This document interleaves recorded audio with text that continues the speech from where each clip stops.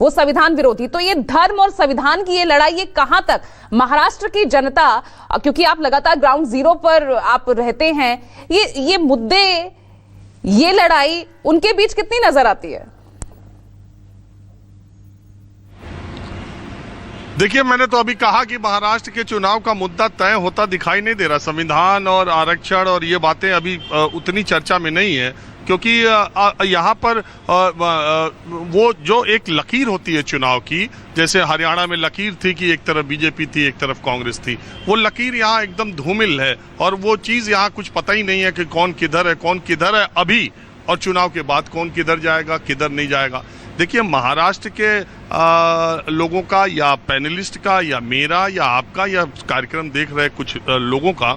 कुछ सवाल ऐसे महाराष्ट्र की राजनीति से हैं जो कि कोई उसका जवाब नहीं दे सकता। अगर उद्धव ठाकरे को मुख्यमंत्री पद न देकर अपने सबसे पुराने सहयोगी और कट्टर हिंदुत्व की राजनीति करने वाली शिवसेना से बीजेपी अपने संबंध खराब कर सकती है, बिगाड़ सकती है, समझौता तोड़ सकती है, लेकिन उन्हें मुख्यमंत्री नहीं बना सकती, तो उनकी पार्टी को तोड़ के एकनाथ शिंदे को मुख्यमंत्री बनाने का उसका फैसला क्यों और किस लिए लिया गया, और अपने ही सबसे बड़े नेता और 5 साल मुख्यमंत्री रहने वाले नेता को उसकी अनिच्छा के बावजूद डिप्टी सीएम बनने पर मजबूर क्यों किया गया? पहला सवाल। दूसरा सवाल,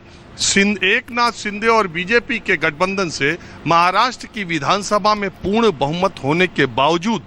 प्रधानमंत्री नरेंद्र मोदी, गृह मंत्री अमित शाह और भारतीय जनता पार्टी के जमीनी कार्यकर्ता से लेकर आसमानी नेता तक सारों ने जब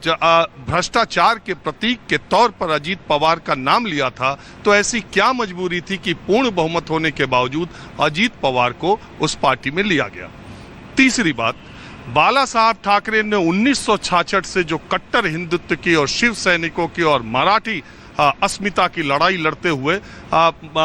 शिवसेना का गठन किया और ता जिंदगी पद से दूर रहे, और उन्होंने शिवसेना को सरकार में बनाने और शिवसेना के मुख्यमंत्रियों को पद पर बैठाया, चुटकी बजाते हुए उन्हें पद से हटाया, बनाया।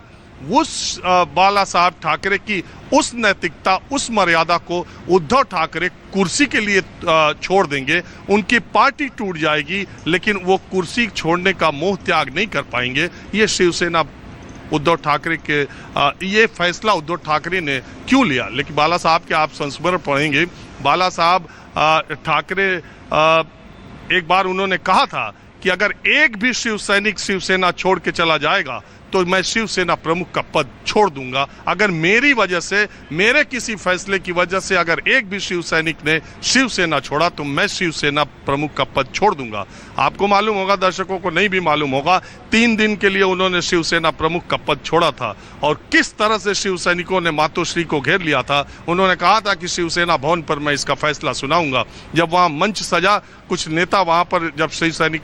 शिवसेना के वरिष्ठ नेता वहाँ पर बैठ गए तो वहाँ शिव सैनिकों हल्ला अपड़ा करके उनको उतार दिया। तब बाला साहब ठाकरे मंच पर आके कहे कि अगर मुझे बाप मानते हो तो ये सारे नेता तुम्हारे काका हैं, इनका सम्मान करोगे तो मेरा सम्मान करोगे। इस आदर्श पर राजनीति करने वाले बाला साहब ठाकरे और उस मातोश्री की हैसियत को कहां ले आके उद्धव ठाकरे ने सिर्फ सीएम पद की कुर्सी के लिए खड़ा किया, ये सवाल उनसे भी पूछा जाना चाहिए। अजीत पवार के बारे में क्या बोलना, जिस चाचा के साए में वो पले बढ़े, सिर्फ कुर्सी और ये केंद्रीय एजेंसियों की जांच की वजह से भारतीय जनता पार्टी के साथ जाने का उनका फैसला क्या है, ये अजीत पवार की पार्टी वाले या महाराष्ट्र के लोग जानते हैं। अगर एक शब्द में इन सारे सवालों का जवाब आपको, हमको, जनता को, पैनलिस्ट को देना हो तो सिर्फ एक और एक है, जिसका नाम है सत्ता।